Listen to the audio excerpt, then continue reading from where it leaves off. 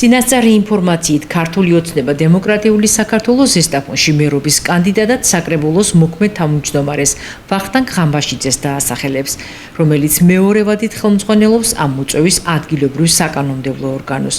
ვახტანგ ღამბაშიძე ზესტაფონის თვითმმართველობაში 2014 წლიდან მუშაობს.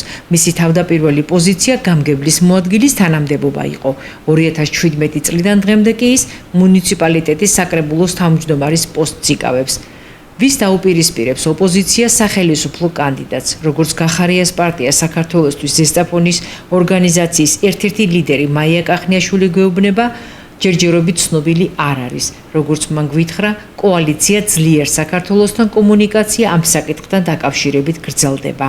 4 სექტემბრამდე არსებობს ჯერ კიდევ ვადები კანდიდატის წარდგენის, ჩვენი პარტია გახარია, ჩემი პარტია გახარია საქართველოსთვის თანამშრომლობს და საზოგადოებაში ცნობილია მემორანდუმსაც მოეწერა ხელი დიდი პარტია ლელოსთან და აქედან გამომდინარე ვეძებთ ერთობლივ არაპარტიულ პიროვნებას, ვისაც ნამდვილად ეყვარება თავისი ქალაქი ზესტაფონი, ნამდვილად იქნება იმისთვის მოტივირებული, რომ საქმე აკეთოს ამ ქალაქში და იყოს მერი, არა მარტო თქვა პარტიული, არამედ იყოს მერი მთელი ზესტაფონში. თვითმმართველობის არჩევნები 4 ოქტომბერს არის ჩანიშნული. ამ დღეს ელექტორატი მერსა და საკრებულოს შემადგენლობას აირჩევს.